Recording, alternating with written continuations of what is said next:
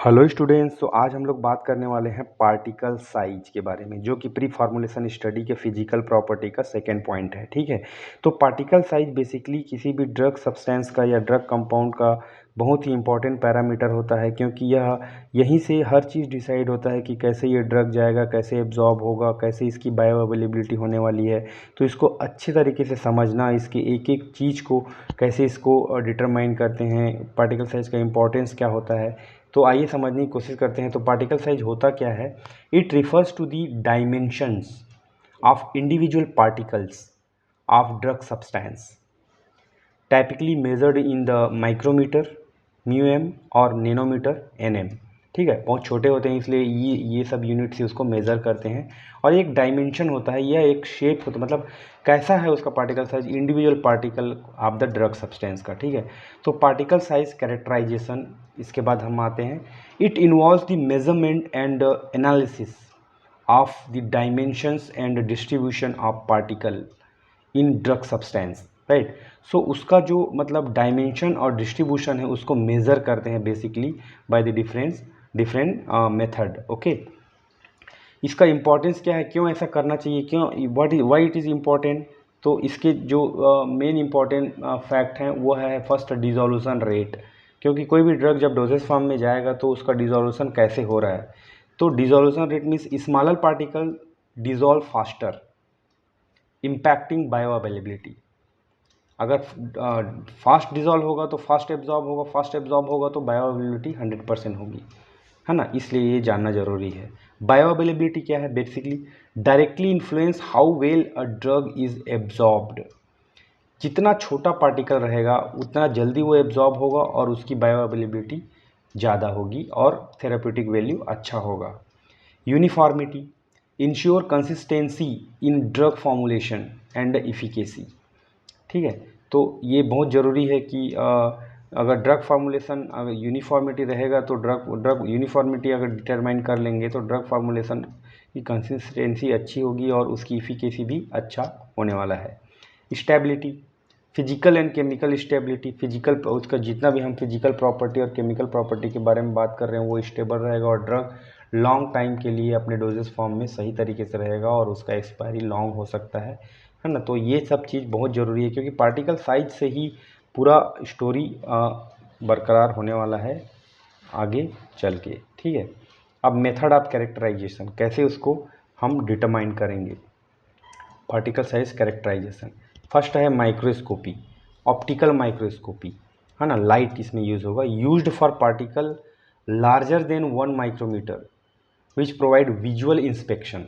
क्योंकि माइक्रोस्कोप में हम देखेंगे तो उसको डायरेक्ट देख पाएंगे कि क्या साइज है, कैसे दिख रहा है ना, वगैरह। इलेक्ट्रॉन माइक्रोस्कोपी, तो इसमें दो तरह के इलेक्ट्रॉन होते हैं, है ना, scanning electron microscopy and transmission electron microscopy.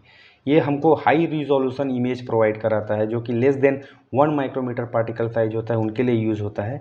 जैसे कि इंसुलिन, जो कि इनहेलेबल ड्रग है, तो ऐसे ड्रगों के पार्टिकल साइज डिटर्मिनेशन के लिए हम इलेक्ट्रॉन माइक्रोस्कोपी का यूज़ करते हैं। सेकेंड है laser diffraction, measure particle size distribution by detecting the angle and intensity of light scattered by particle. ठीक है, तो उसमें जो भी पार्टिकल अगर लाइट उसमें पास होता है तो जो पार्टिकल है वो कितना स्कैटर किया लाइट को, क्या एंगल बना है, उस एंगल को हम डिटरमाइन करते हैं।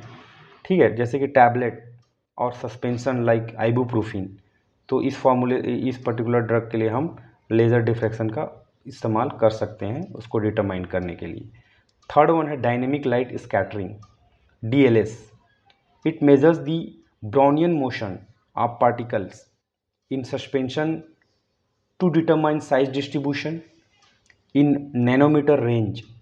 बहुत ही स्मॉल होता है नैनोमीटर, उस रेंज में उसके ब्राउनियन मोशन जो जिगजैग मोशन होता है किसी भी सस्पेंशन में, उसको डिटरमाइन करते हैं। जैसे कि लाइपोसोम्स, या एक लाइपोसोम्स एक अंदर में पार्टिकल्स रहते हैं जो कि कैंसर थेरेपी में यूज़ होता है, तो इस तरह के फॉर्म के लिए हम इसमें DLS का इस्तेमाल करते हैं।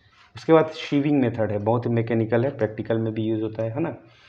Mechanical separation of particle through the series of sieves with different mesh size, more than 40 micrometer particle size के लिए ये इस्तेमाल होता है।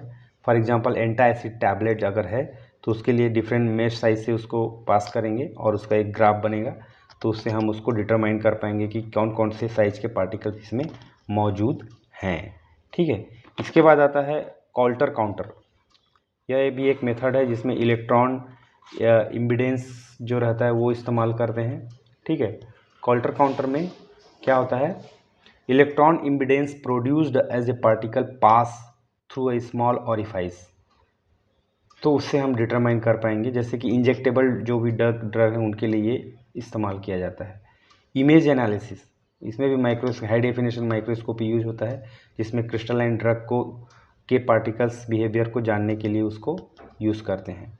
अब ये सब करने से क्या होता है, हमारा पैरामीटर कौन कौन से मेजर होते हैं, particle size distribution we can get, mean particle size also we can determine, and the surface area of the particle size also can be obtain, right. तो यह हो गया आपका पार्टिकल साइज के बारे में बातचीत, जो कि प्री फॉर्मुलेशन स्टडी के अंदर में आता है, राइट। तो यह नोट्स आपको टेलीग्राम चैनल में मिल जाएगा, लिंक मैं डिस्क्रिप्शन बॉक्स में दे दूंगा, आप वहां से क्लिक करके ये नोट्स डाउनलोड कर सकते हैं।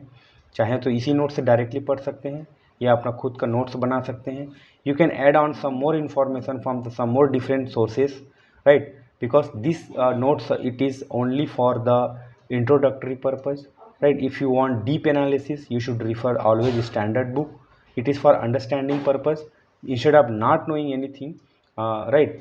You should know something about by watching this video, because in 6 minutes it's not possible to cover everything, because every laser diffraction sieving method it is having good and huge long process, right. So that you can do it. Thank you all.